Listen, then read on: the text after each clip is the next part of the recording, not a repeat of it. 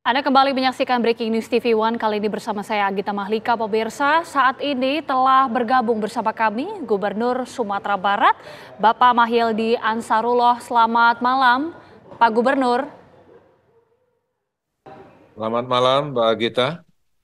Pak Gubernur, pertama-tama tentunya kami sampaikan duka cita yang sangat mendalam, Pak, atas bencana yang sudah terjadi di sejumlah wilayah di sana. Pak, ini bagaimana kondisi terakhir di lokasi bencana, Pak, untuk korban jiwa dan juga korban yang masih terus dicari? Ya, terima kasih Mbak Gita dan terima kasih atas ungkapan dukanya terhadap masyarakat kami yang timpa musibah di Provinsi Sumatera Barat. Dan perlu kami sampaikan perkembangan terakhir sampai maghrib tadi itu ada sebanyak 35 orang yang meninggal dunia, yaitu 16 orang di Kabupaten Agam dan kemudian 18 orang di Tanah Datar. Dan tadi kebetulan saya juga menyaksikan di Kota Padang di daerah Setinjau Lawi yang karena longsoran dan kemudian dua mobil dan satu orang meninggal. Dan kemudian masih ada yang hilang sebanyak 5 orang dan kemudian yang luka-luka ada sebanyak 16 orang. Dan eh, dan ini data ini masih tetap bergerak karena di seluruh kabupaten yang terdampak itu masih melakukan pencarian dan kemudian petugas-petugas di lapangan juga tetap melakukan kegiatannya dan akan ada perkembangan baru untuk selanjutnya. Adapun kabupaten yang terdampak itu atau yang kena eh, musibah ini yaitu Kabupaten Agam, kemudian Kabupaten Tanah Datar, Kota Padang Panjang dan dari longsoran ya, di Kota Padang di perbatasan dengan Kabupaten Solo. Dan eh, sekarang ini rekan-rekan kita di lapangan yang dibantu oleh seluruh BPBD di Kabupaten Kota dan kemudian juga dari TNI, dari Polri, kemudian juga Basarnas, kemudian juga relawan-relawan dari Semen Padang, kemudian juga dari banyak pihak juga saling bahu-bahu di lapangan untuk memastikan dan sekaligus juga untuk penyelamatan. Dan pada saat yang sama juga kita di provinsi juga sudah menugaskan BPBD, kemudian Dinas Sosial, kemudian juga Dinas Pemberdayaan Perempuan dan Perlindungan Anak dan kemudian Kesehatan juga kita sudah dorong untuk turun ke lapangan berkoordinasi dengan kabupaten kota dalam rangka untuk membackup masyarakat untuk kebutuhan mereka dan kemudian juga sekaligus juga untuk membantu penyelamatan dan kemudian juga membantu masyarakat yang ada di lapangan uh, dan pada saat yang sama juga tentu kebutuhan-kebutuhan yang mereka perlukan juga kita berikan backup di samping juga bupati wali kota uh, yang daerah yang terdampak yang apa yang kena musibah itu juga dengan OPD-OPD-nya juga turun ke lapangan. Baik, Demikian, Mbak. baik Pak Gubernur, hingga saat ini Pak, dari Pak Gubernur sini sudah memantau di lokasi mana saja Pak? Dan bagaimana kemudian untuk lokasi yang terdampak paling parah Pak, kondisinya seperti apa? Ya, kalau terdampak yang berakibat kepada masyarakat itu ada di daerah 10 Koto, Kabupaten Tanah Datar, kemudian juga di Kabupaten Agam, di eh, daerah 4 Angkat Candung, ya, dan kemudian juga tadi yang kita menemukan korban juga di Kota Padang, perbatasan dengan Solo karena longsoran. Itu akibat dan kemudian juga di beberapa jorong-jorong yang lainnya eh, di dua kabupaten dan satu kota tadi. Dan kemudian untuk kerusakan infrastruktur eh, itu yang paling berat itu ada di Kabupaten Tanah Datar dan Padang Panjang. Eh, Di antaranya adalah ke jalur yang menghubungkan Kota Padang dengan Kota Padang Panjang. Itu di Lembah Anai namanya. Itu boleh dikatakan lebih kurang 2 kilometer. Itu terban jalan dan kemudian bahkan ada beberapa titik yang putus dan kemudian hampir putus. Dan tadi kami juga sudah koordinasi dengan eh, Balai Wilayah Jalan untuk melakukan langkah-langkah dalam rangka untuk melakukan pembenahan sehingga dalam waktu pendek minimal nanti ada kendaraan-kendaraan kecil bisa kita fungsikan.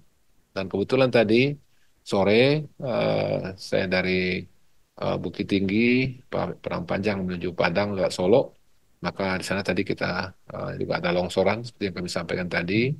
Eh, dan juga kita sempat turun ke lapangan dan ada dua mobil eh, sedan dan kemudian berapa jenis minibus, yaitu yang satu orang meninggal dan kemudian beberapa orang eh, sudah kita amankan pada tempat yang aman tadi, dan kemudian satu orang lagi itu dalam proses penyelamatan. Kemudian kita doakan yang dalam penyelamatan ini dalam keadaan sehat, sehingga dan kita pun juga sudah menginstruksikan ke rumah sakit yang kita miliki ataupun juga kepada korban yang dibawa ke rumah sakit, maka insya Allah pembiayaan itu kita tanggung semuanya dari pemerintah Provinsi Sumatera Barat. Dan sehingga memang pelayanan kepada korban betul-betul mendapat perhatian dan mendapat pelayanan yang terbaik. Sehingga mudah-mudahan mereka akan bisa uh, cepat sembuhnya dan juga cepat sehatnya. Itulah harapan kita. Dan dampak dirasakan tentu juga di samping kerusakan rumah, ya, karena memang di bawah banjir dan kemudian seperti juga ada uh, restoran dan kemudian juga ada juga rumah ibadah yang tertimbun dan kemudian juga ada pemukiman masyarakat. Nah, inilah nanti yang menjadi hal yang akan kita diskusikan dengan pemerintah kabupaten kota untuk bagaimana kelanjutannya. Apakah nanti akan ada relokasi ataupun juga kita akan membangun pada kawasan yang lebih aman. Dan sekarang ini ada beberapa masyarakat yang memang kita ungsikan pada tempat-tempat yang aman seperti di Padang Panjang, yaitu kemarin tadi diungsikan kepada tempat yang lebih aman. Demikian juga di daerah Bukit Batabu, di Kabupaten Agam, Padang Candung, itu juga pengamanan-pengamanan dan mencari lokasi-lokasi yang lebih aman. Dan terpenting lagi tentunya adalah bagaimana kita bisa memenuhi kebutuhan pokok mereka dalam ketika kejadian dan beberapa hari ke depan. Dan di samping itu juga kita sudah menurunkan juga OPD-OPD yang terkait untuk menginventarisir kerusakan-kerusakan yang terjadi baik di areal pertaniannya dan kemudian juga ternaknya dan yang lainnya. Nah, sehingga semuanya ini menjadi bagian yang mesti kita atasi dan kemudian kita bantu dan sekaligus juga bagaimana mungkin untuk aktivitas usaha-usaha mereka untuk selanjutnya. Ini yang mesti kita persiapkan ke depan tentunya. Baik, Pak Gubernur tadi sempat disebutkan bahwa untuk korban luka ini saat ini tengah mendapatkan perawatan di rumah sakit. Persisnya ada berapa rumah sakit Pak yang difungsikan untuk bisa menampung seluruh korban luka, baik untuk mendapatkan perawatan juga. Apakah mungkin rumah sakit yang terdekat dari lokasi-lokasi yang terdampak Pak, atau tepatnya ada berapa Pak? Yang pertama memang tentu untuk pertolongan pertama tentu ada rumah sakit yang terdekat dengan warga. Dan kemudian ketika itu bisa diatasi di rumah sakit tersebut, maka eh, mereka bisa diatasi.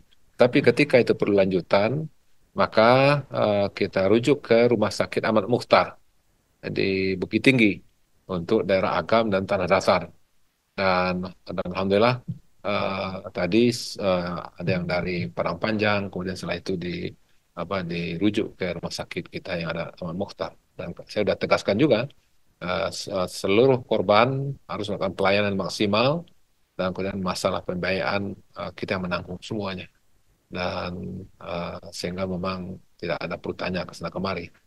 sehingga memang pelayanan untuk sesuatu yang korban, yang luka dan satu-satunya itu sekarang ini ada di Rumah Sakit Ahmad Muhtar dan juga ada rumah sakit terdekat. Tapi tadi mayoritas sudah dibawa ke Rumah Sakit Ahmad Muhtar di Bukit Tinggi.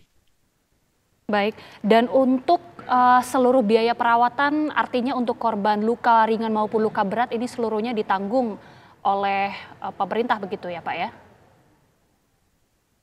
Ya, semuanya kita atasi dan kita tanggung dan kita harapkan korban dapat pelayanan. Dan tadi juga kita sudah koordinasikan juga dengan Dinas Kesehatan yang korban yang ada di Sitjau Lawi.